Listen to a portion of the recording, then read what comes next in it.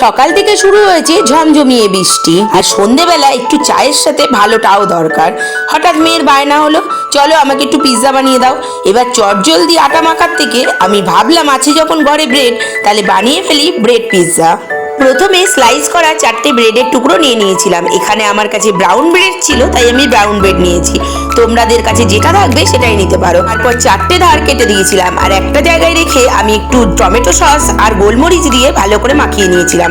এরপর একটা কড়াইয়ের মধ্যে ব্রেড চারটিকে পরপর সাজিয়ে নিয়ে ওপর থেকে আমি একটু চিজটাকে গ্রেট করে দিয়েছিলাম, আর দিয়ে দিয়েছিলাম ক্যাপসিকাম আর পেঁয়াজ।